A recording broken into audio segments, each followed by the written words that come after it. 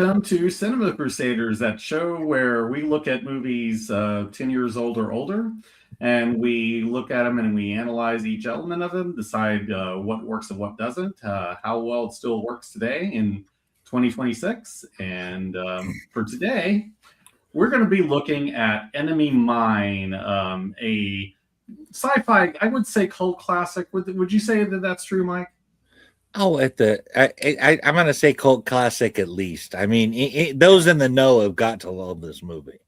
Yeah, yeah, I would. So yeah, the cult classic sounds about right. So yeah, we're looking at this movie starring Dennis Quaid and Louis Gossett Jr., who's an actor I've always liked, like throughout my childhood, and yet we really haven't discussed anything involving him, like in anything that we've covered. So.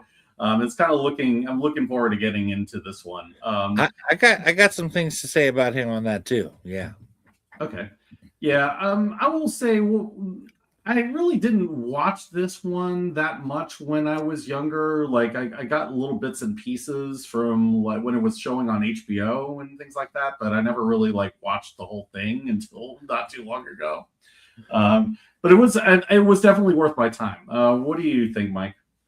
I came to it, as I recall, my dad watched this thing on HBO that talked about the making of it and how they did some of the special effects and everything. And that got him to want to watch the movie. And I watched that with him. So that's really how I came to the movie. And that was, of course, back in the 80s. Yeah. Likewise. So, yeah. So I think, for me, it was basically that. And I will say, like, this movie apparently went through some serious development hell behind the scenes, but we'll kind of get into that. So I think what I'll do is we'll talk a little bit about the basic setup of this movie, kind of what happens, and then we'll get into like plot, what we see in as far as story goes. So the story basically centers around the future Earth, like. It seems like what they're saying is like 2097, and I'm like, we got some years going before we start meeting alien races. So we still don't even have flying cars yet. But yeah, this is supposedly in 2097, which I should point out we should have had back in 2015. So I mean, the flying cars are lagging. Yeah, we are way behind on flying cars. But yeah, so. The center character is Dennis Quaid, who plays Willis Davidge, who is a pilot for the ETA, which is the Earth government. And Louis Gossett Jr. basically plays the alien. We'll call him Jerry.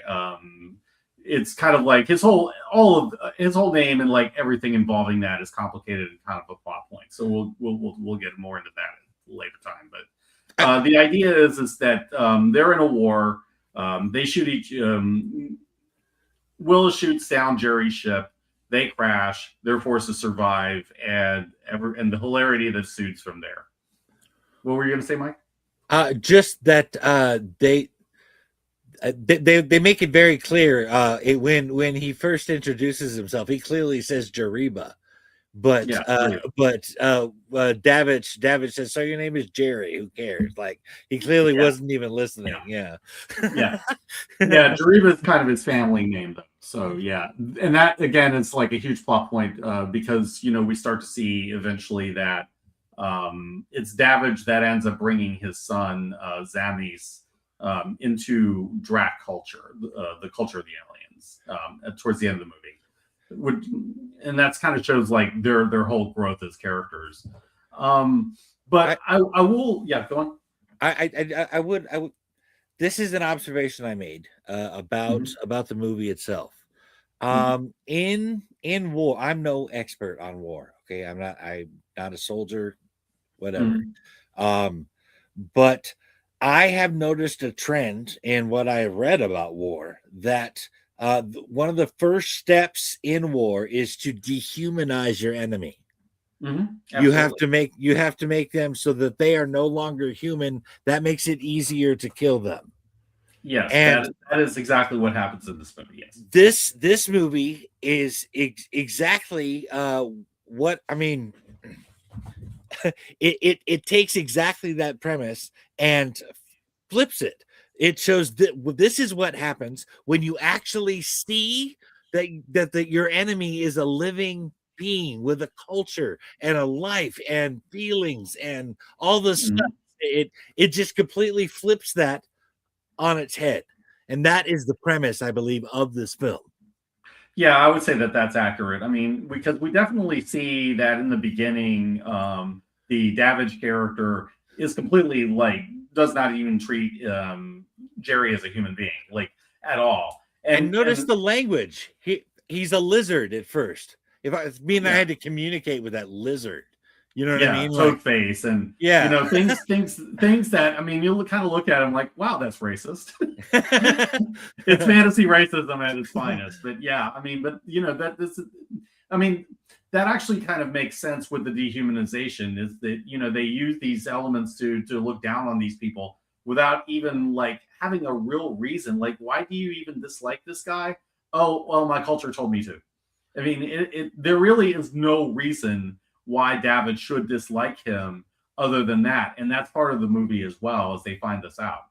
There was I see what you're saying, but as a there was a reason to have a disagreement with them over the Hmm. territory and space they were wanting to occupy. Yeah, yeah. It's always over resources. I mean, Right. it's you know it's a tale as old as time. You know, basically they're fighting over land, they're fighting over resources, they're fighting over you know the things that are there. And you have one group of people, then they have like one group of people saying this and the other group of people saying that, and they basically fight over it based on their narratives. Which you know, again, we're kind of and we see that over and over again, and you know, I think that unfortunately makes this movie still relevant in all the wrong ways. I don't know. I think that the points that this movie is making are timeless, and the Hmm. effects in it are such that you don't. I mean, this is clearly an '80s movie, but it doesn't. I don't know. I don't think the effects are such that even by today's standards, I don't think they're bad. They don't take me out, or I'm not going, oh well, that's Hmm. obviously crap, or Yeah. anything like that. I mean, I the movie seems to hold up, is what I'm saying. Yeah, it does. It is well shot, and a lot of that is Wolfgang Peterson.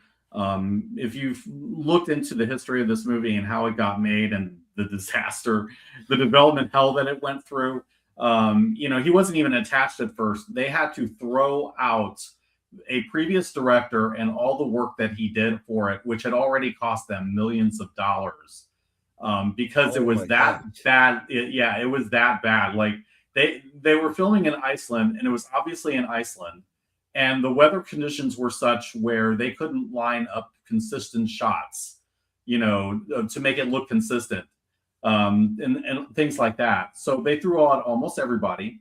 There was only three people that remained on the in the entire like cast of the movie between versions, and that was Dennis Quaid, Louis Gossett Jr., and Brian James, the guy that played the villain, the head of the Scavengers at the end. That was it. Everything else they threw out and just started over completely with Wolfgang Peterson on board as soon as they were able to get him after Never Ending Story, I believe. Oh yeah, I mean, he was definitely the guy for the job. I mean, Mm-hmm. I gotta. I this is definitely one of those movies where I would say the director deserves a lot of credit, but Mm-hmm. this movie, and I will say this hands down right now, this movie is not as good without Louis Gossett Jr.'s amazing, and I mean stellar performance. Yeah, I would agree with that. I mean, the thing is that the character of Jerry, you know, Jarita, absolutely is what makes this movie. It's Uh-huh. his interactions with Davidge that you know are the heart of the film. And so, and I was actually listening a little bit to Louis Gossett Jr. and his thoughts on how he created this character, and it's like apparently he Oh, drew a really? lot on Lon Chaney. Yeah, yeah, Huh. yeah, Man of a Thousand Faces. Yeah, Hmm. I mean, there was initially like a very old school horror vibe they were aiming for initially with like very Creature of the Black Lagoon early on, and Oh, that kind of evolved into what he became in the Peterson version. I'm really glad they didn't do that. I think what needed to be done was accomplished with how different he looked without trying to make him look scary. Mm-hmm. And Yeah, and because as Drax go, I gotta say that was a good looking kid. yeah. They're always cuter when they're young, right? Right? Yeah. But yeah, that's true. And I will say, like, the child actor that they used to play Xanis actually was surprisingly good. Like, he had the Drac mannerisms, right? From Louis Gossett. So it's like, I don't know who coached him. I don't know who that kid is. I don't know if he's still working or what. But like, kudos for that small role that he had. You felt that, I mean, I did anyway. You felt that when he shows his hand on top of Davids's hand and he says, "I wish I had 5 fingers." You feel that because of that kid's performance. Yeah, all of that worked. I mean, especially like with David's like, no, I'm human. You're Drac. And he's like, I'm Drac. and I'm like, that was like that. I did dig that because it's like he's being taught already to be proud of who and what he is. He is who and what he is, and that's not something to be ashamed of. And that shows a huge transformation from where Davidge was when he met Jerry. Right. He goes from basically like calling him Toadface and all of this to having this child that he's raising that he didn't have to adopt. A lot of people, it might sound horrifying, but a lot of people probably would have left him. But no, he honors his word to Jerry. I mean, because it was important to him. Yeah, the name for the movie is perfect, and honestly, doesn't make any sense at all until you see the movie. Like, what do you mean, enemy mine? That's some weird English, dude. I don't know. I am so glad you mentioned that. It was supposed to be a comma after enemy. So it's like the enemy is mine, my enemy. Right. But here's the thing: the producers of the movie didn't understand it either, and so they had this idea that, there has to be the part of the movie where it takes place in a mine. Otherwise, people are going to be asking, why is it called Enemy Mine? Oh, my God. And that's why the whole third act is in the movie. Are you kidding me? That's what. Oh, my God. It was not in the novel. I mean, there was a novella that was based on it. It was not in the novella that they did that. No. And that's kind of why it feels a little disjointed compared to the first two halves of the thirds of the film. Actually, finding out that this was actually from a novella, I tried to see if I could find it on audiobook and I couldn't. But it was actually a little inspirational because I seem to be writing novellas. And I was like, you know what? If they can make a movie like this off of a short story like a novella, that's inspirational. Yeah, I mean, and there are a lot of movies, where they just took like a basic, the basic novella and expanded it. I mean, Total Recall was based off of a Phil Dick novella, so yeah, it works like that. Right. Yeah, Hitchcock did that a lot too. So yeah, I mean, that's a pretty common approach. And I will say, from what I understand, the core of what was in the movie is definitely in the first 2/3 of the film. The Mickey Mouse thing, if I recall right, was from the novella. Yeah. And I just think it's hilarious because, like, Mickey Mouse is now public domain and has been for like a couple of years now. I loved Davich's response when Jariba retorted with and your Mickey Mouse is a big stupid dope. And he's like, hey, okay. I mean, it's like they're making fun of each other's idols, and because it's like these two guys, they're completely bonded, and they're kind of like brothers now, and they just are constantly giving each other crap over every little thing. And because like partly it's because they still can't stand each other on some level, but on other levels it's like they're deeply deeply connected and they're the only people they have. And I think that's a huge part of why they survive the way they do. This is something I actually didn't notice until just now. There's something in the fact that the first English word they show Jerry speaking is shit. Yeah. Yeah. Just imagine how many times Davidge had to say that for that to be the first English word he picked up. He was saying it a lot up to that point. So yeah. Yeah. Yeah. Lot of cursing. Yeah. That's who Davidge was. And which is kind of funny. It's like, yeah, I have to stop doing that now because I'm raising a kid. Man. Let's kind of look at the planet itself because I think that's another character in this movie. What did you think about how well it was developed? The planet? Yeah. Well, I thought that the only thing that really kind of struck me as odd was how just invisible the atmosphere was on the planet. Like they showed views of space and it was like there was no barrier between us and space and the other planets. There were that part that I didn't understand that, but then again, I saw a video of clouds on Mars, and I don't know that Mars has much of an atmosphere. So what do I know? It doesn't, and really a lot of that is because the electromagnetic field on Mars is almost minimal, right? So yeah, that's a lot to do with that. I think in this particular case, the planet itself didn't. There didn't seem to be a whole lot of diversity to it. It was like a Star Wars planet where the whole planet is one geography. There was a little bit of that. At least it kind of seemed like that at first. We do see that there are extremes in climate. I think the main consistent thing is just they're trying to show like this planet is hostile to human life or track life even. Like nobody can live on this planet. And yet these people find a way to do that, which, I mean, really believably, like a lot of planets wouldn't even be livable and they would probably be dead. They just happen to have one that just happened to have an atmosphere that worked for both humans and Drax. I don't even know what Drax breathe. Let's just kind of assume that they have similar respiratory systems. Even then, it's sort of like a lot of it is very convenient.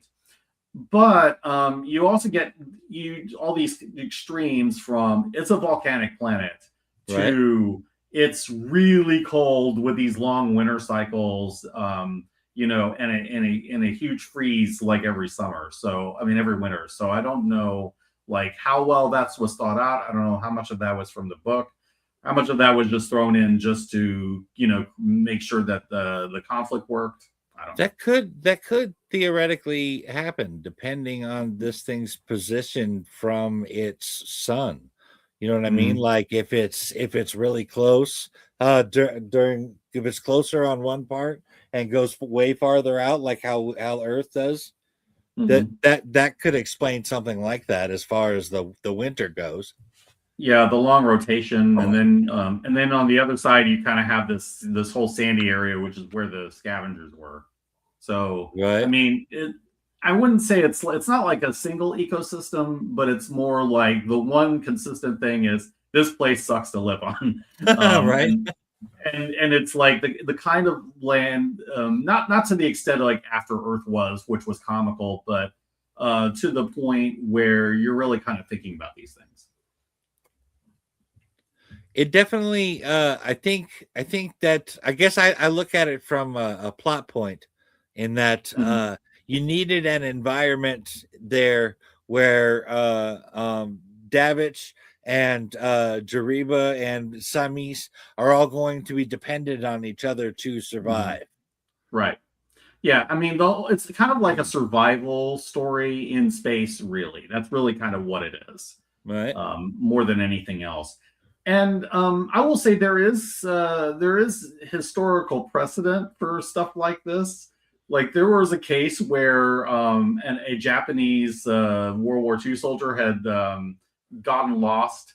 I forget exactly like where he was lost, but it was like for decades, and he thought it was still World War II. Like by the time he was found, um, and all the whole time he was surviving just basically on basically what he had.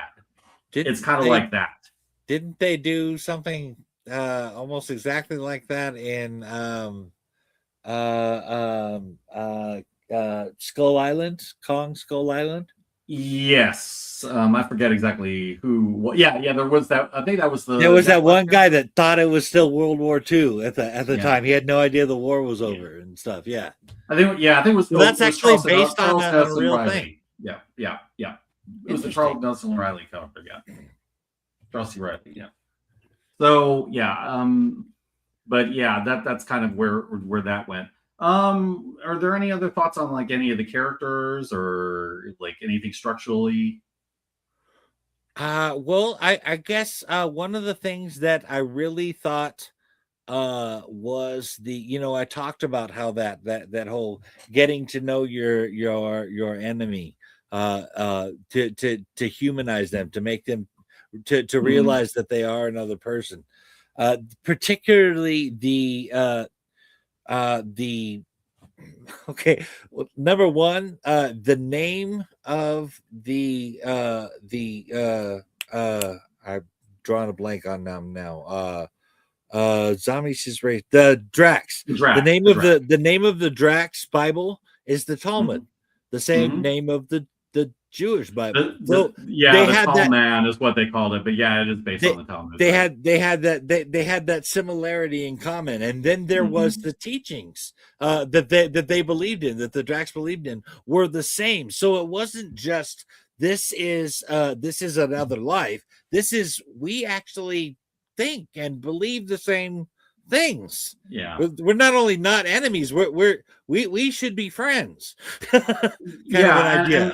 I think the one moment that I think really brought that together was when Jerry was talking about like the philosophy of his people and about peace and finding finding peace with other people. And Davage's response is, I've heard that before. And and Jerry's response was just basically, well, truth is universal. Truth is truth, right? And that kind of making the point that you have all of these different religious texts and a lot of these different philosophies that hone in on similar core truths, and that is what unites people. And the fact that they can find that and agree on that, I mean, kind of shows like the whole point of the movie, finding common ground amidst huge differences. Right. That was actually a big thing for me as when I was a kid, when I watched this. That scene you're talking about was a revelation for a guy raised in a very strict Christian household. Yeah. That I was like, wait a minute, the truth can be everywhere. It's not limited to this one purview. And I love this movie in part because it even got me thinking about the themes they're trying to talk about. Yeah. And that was kind of like one of the things that's always kind of stuck with me most of my life, because I really wasn't like that strictly religious. It was just more that, I was kind of like okay with questioning everything, in different religions. And it always seemed like there were little bits and pieces that came together that were similar. So yeah, the idea that the core truths remain similar, they're just interpreted differently. Right. I mean, in the case of this particular movie, this was what he was reading out of that Talmud was word for word what comes in at least the Christian Bible. Yeah. So that was exactly what I was thinking too. Yeah. This is not just a common idea expressed in a different way. This is the exact words being taught across a universe. Yeah, there are a lot of there's a Drac Jesus apparently. Maybe that was the guy that founded the planet. I don't know. Yeah. So yeah. Yeah, and I will. So, what did you think of like the third act? I mean, did the changes they make work for you or no? I don't know what changes they made. Maybe if you could elaborate The on the that. kidnapping of Zamis and Davish having to go to rescue him before bringing him back to the homeworld. Oh, so that entire part wasn't. How did they end it in the book then? There was no mine in there. There were no scavengers. That was completely an invention. It was more dealing with the differences of when they came back. Davidge having to come back, and there was racism, like kind of like on both sides of it, which is realistic, would have happened. Right. But there wasn't any like grand like action sequence that happened originally. So my sort of question is, did they change it? Yeah. Did they still do the thing where Davidge got his name added to the line still? Oh yeah, that was out of the book. Okay. Yeah. The end point was the same. The first two acts are kind of the same. It was just like they added the last one because the producers thought there should be a mine in the movie. Well, I think the reasoning is stupid, but I kind of liked the ending. This was, I mean, you talk about in the book there being this whole racism on both sides where you're human, you're a Drac, we don't like you, blah blah blah. In the way they did that with that scene in the mine, with Davidge being able to actually defend the other Dracs and fight for them, and then they see how he is with Zamis, then that totally bridged all of that crap in the aftermath, and they got to see it by showing, not telling. Yeah, and I think this is where Peterson is a really smart director. He wasn't trying to slavishly hold to the book. It was more like, okay, I have this stupid thing that the executives want me to do. I'm going to save it with the execution. I'm going to make the execution serve the narrative that the author had intended. And, by making it basically, I'm risking my life for this kid that I wouldn't have given a damn about at the beginning against people like who I was, at the beginning of the movie, which is, they show how racist these scavengers are.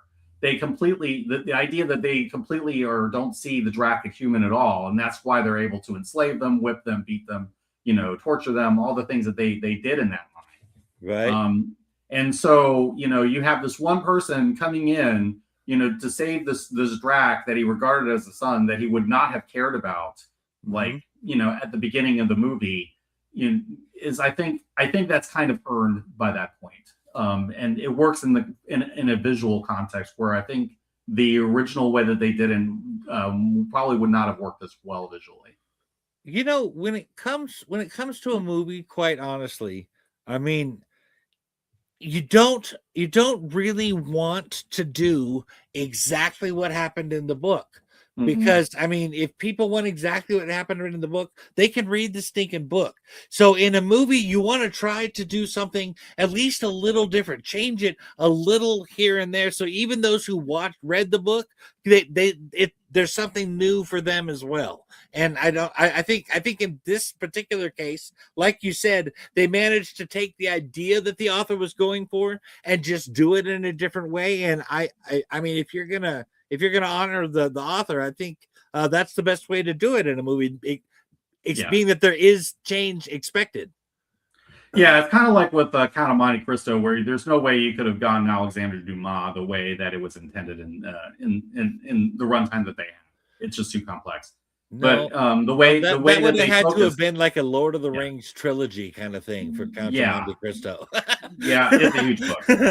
But the way that they kind of focused it on the character and his journey works better in the film. So I think that's the thing with a lot of these films, and we see it with Enemy Mine, where if you make it about the main character, the guy we're following, in this case Davidge, and his journey, and even if it doesn't necessarily go the way that it was in the book, but it follows the character as it was envisioned in the book, I think that's fine. And it seems like that's exactly what happened here. Yeah, absolutely. We are on the same page there. All right. So let's see. What do we want to? Well, really, like, there's not a whole lot to talk about in terms of casting, but do you want to talk about the acting a little bit more? Well, I mean, okay, with Louis Gossett Jr., I mean, this was not just having to walk around in 6 tons of makeup and plastic all day. This was not just having to learn to move and act in a completely different way.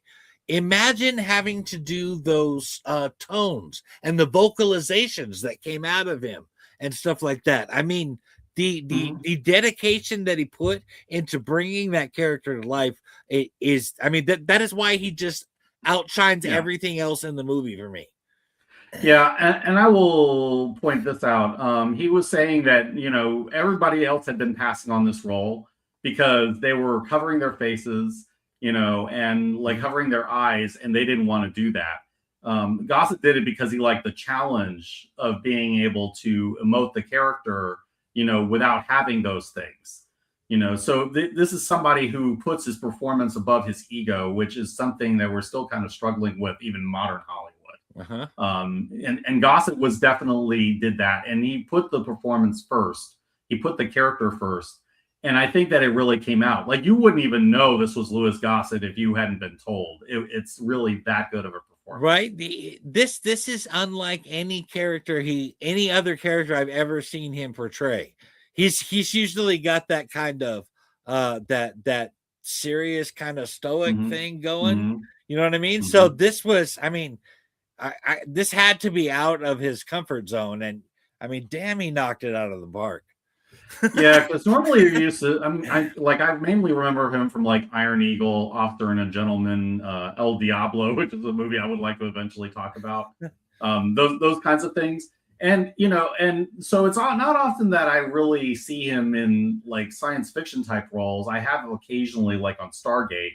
But even then, I don't feel like he was playing a character like this, who is truly alien and yet has that element of humanity behind the makeup and, the fact that, he's drag. It just connects together really, really well. Oh, yeah. I mean, and honestly, oh man, hold on. I can't remember his name all of a sudden. Dennis Quaid. He was pretty popular in the 80s. But I mean, beyond the 80s, maybe even a tad into the 90s, where is he? He's done a lot. He's done a lot. The problem is like he hasn't done a whole lot of really major roles. Remember, he was in Any Given Sunday, like as the older quarterback. Okay. He was in some other things, but it's just kind of hard to think of a lot of standout performances from later that are memorable the way like this movie is and some of the other things he's done.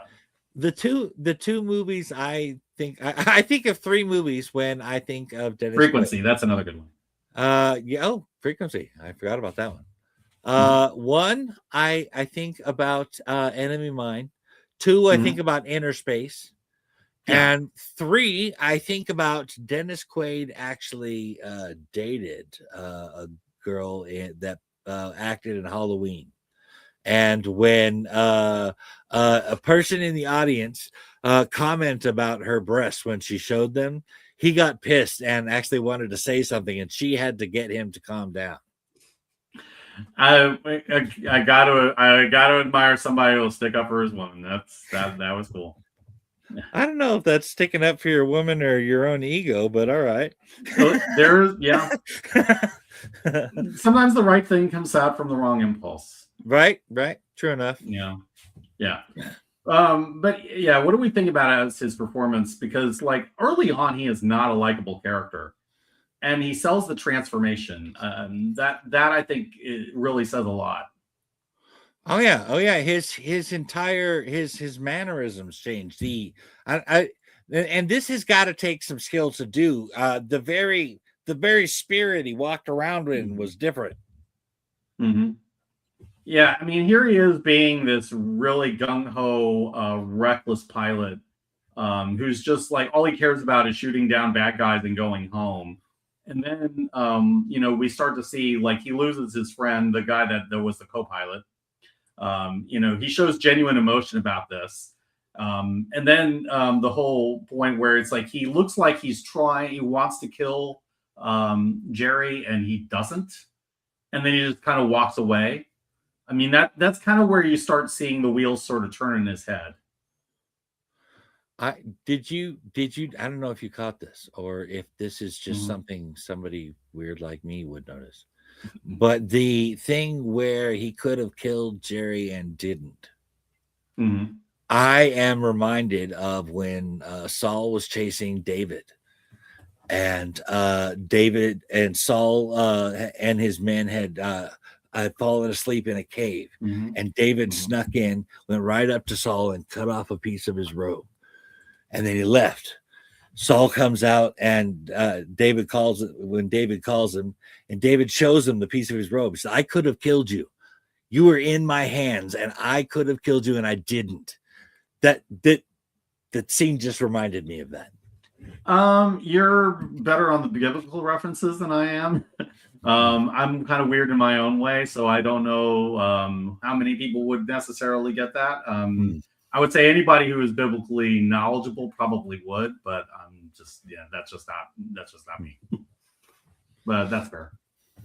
Okay, so I guess we'll go ahead and look at the effects in the cinematography. So Okay. let's go with like the look of the planet. How a lot of this is really practical effects, Uh-huh. and you can kind of tell that it's practical effects. Um, Well, like, to be fair, it's what were your impressions? 1985. What do you expect them Yeah, to use? right. Yeah, well, CGI was like a few years off from there. It was, I want to say it was like 88, 89. So Right. Okay. yeah, we're getting kind of like to the end of the practical effects era. But Uh, I mean, you still, I will say, I was reminded a little bit of the Sarlacc with the monster in the sand. oh yeah. Oh yeah. Definitely. Yeah, and You I can don't know see if that. that's in Return of the Jedi was only a couple of years before that, so I'm not sure whether that was a deliberate reference, or if that was just something like, okay, we don't have budget, so this is With what we're doing. with it could have been both, but with how popular Star Wars movies were in the early 80s, there is Mhm. no possible way that someone could have not had that on their mind. That scene Mhm. wouldn't have come to mind, even if they had thought of it randomly. There's no way that scene didn't come to mind while they were making it. Mhm. One way or another, that scene came to somebody's mind making that. Yeah, yeah, it had to have, whether it was deliberate or not. I think it absolutely worked though, because they needed a bigger monster to Mhm. bring them together at just the right time. Also, Um, they needed one that would drive them out of the tent and yeah, force them into the yeah, cave. yeah, Yeah. yeah, yeah. So that absolutely made sense. It may have been that it was a different creature that was in the book, and they couldn't afford it. So it's Uh, like, yeah, we'll just do like Sarlacc version 2.0. And that's wasn't just that kind of. burly though when Davidge grabbed? I mean, those were huge ass coals. Just, I mean, Mhm. red. Grabbed that big old handful of them and threw them in his mouth. I was like, oh my god! Do you know how much And that would hurt? yeah, it's clear that he was doing this like out of pure instinct at that point. Right, right, Like, and that kind of shows you like their bond had grown to the point where he is instinctively like risking his own hands right. to save your life. Like that absolutely cements like where he had been at that point. I mean, It we're was just a great talking moment. massive burns there. I mean, third Mhm. degree at the very least. Yeah, and he'd already taken a bunch of hits, by that point. So yeah. Mhm. Um, yeah, and I will say the sets, they looked really good. Uh-huh. It wasn't obviously Iceland. Right. uh, I mean, they might have been sets. They're really clear, like at least some of it was shot in sets. But apparently, oh yeah, apparently a lot of it was shot in Munich. So probably sets in Munich is kind of where they filmed a lot of this.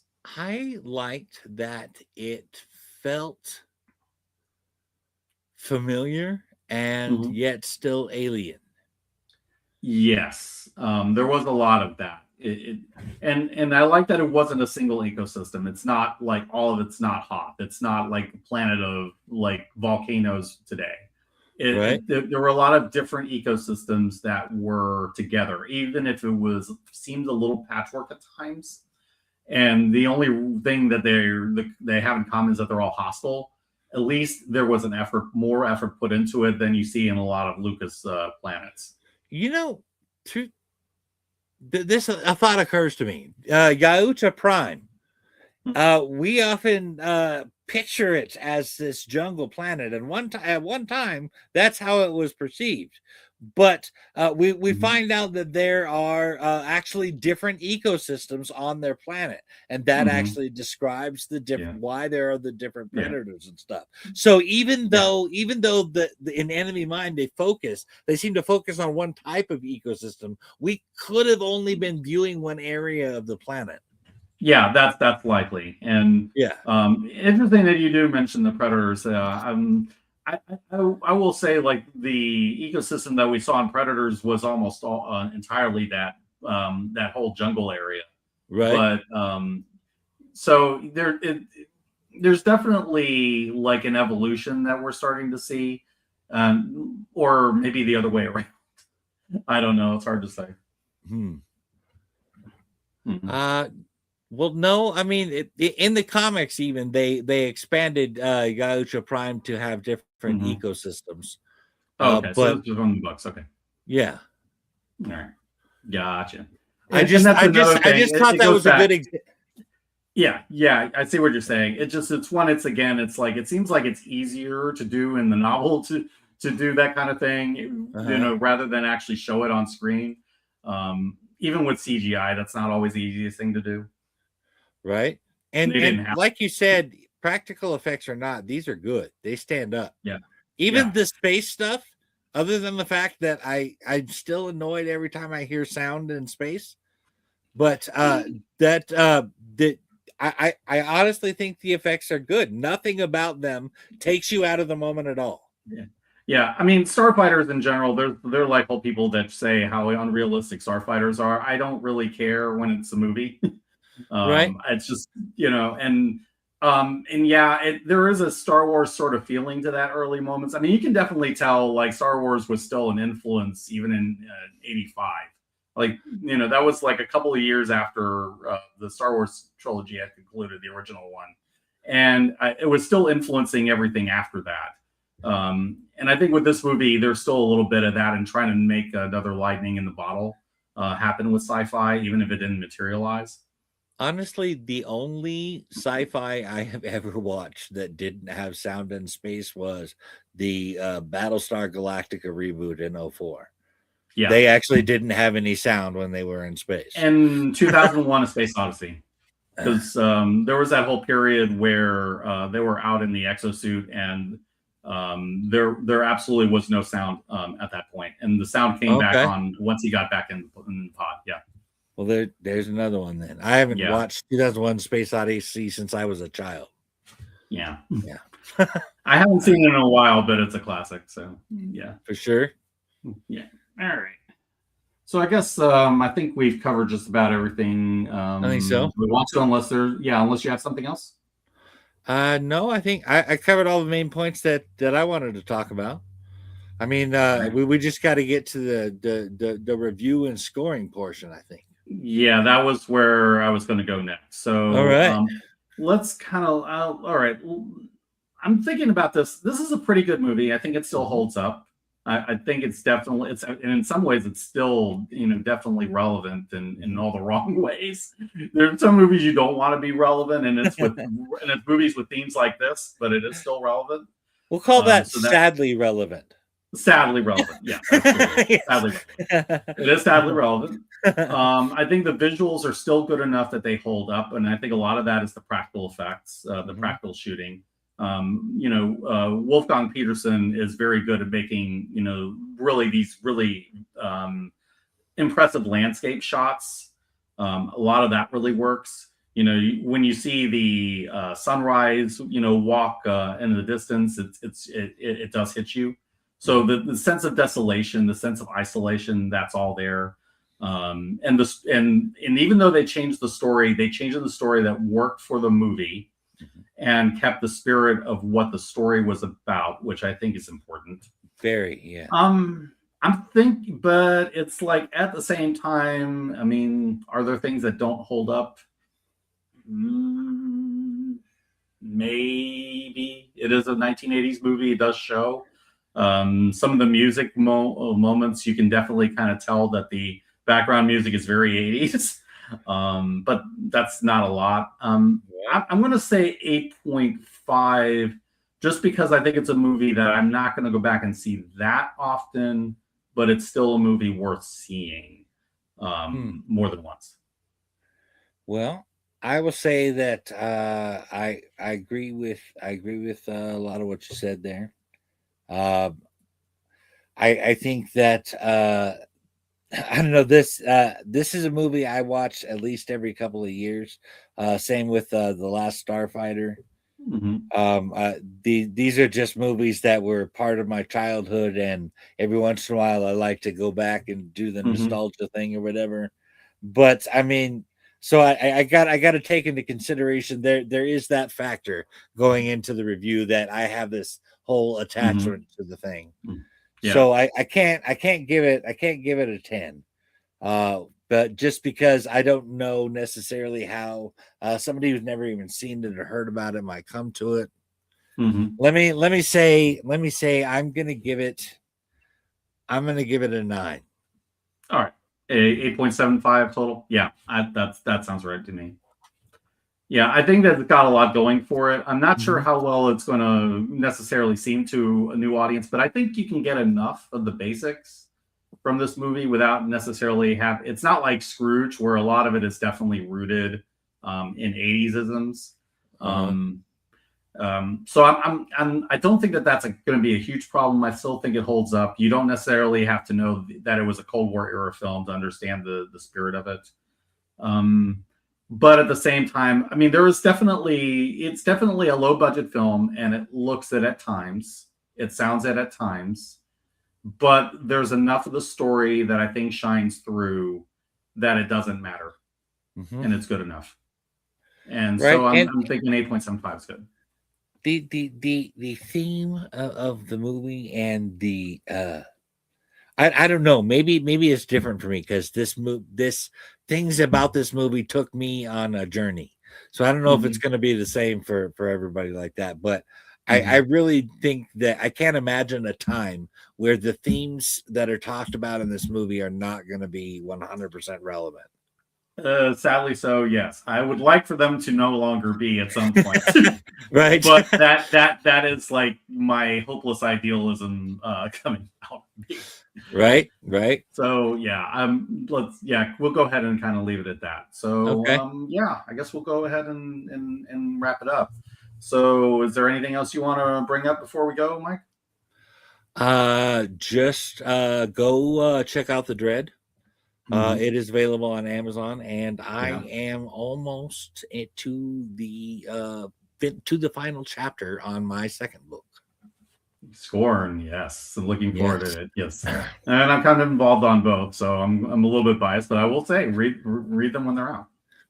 And yeah, aren't you doing you're doing some good stuff with your Blitzverse stuff, aren't you? Yeah, I have a couple of things that I'm still working on. I haven't started on them yet, but I'm kind of in the middle of getting the plot outline done and all the details finished on those. So yeah, that's an important stage. Yeah. So I want to make sure everything is gone right for both, and I'll talk about those when the time is more appropriate for that. Okay. So, but everybody here is not necessarily here to hear us talk our book. So we'll just go ahead and leave it until next time. We will continue with sci-fi, I think, probably for the rest of the month. I think that's a good theme to keep going with. Okay. So, and I think you'll like what I have to suggest for you once we get off camera. So we'll go ahead and talk with that. Okay, so until next time, this is Cinema Crusaders recommending Enemy Mine for all of those who have not seen it, and Next time we're going to get into probably one of Mike's favorite directors if it all goes according to plan. So we will see how that works out. Right. And until then, get your popcorn ready, watch some cinema, and we'll see you next time. See.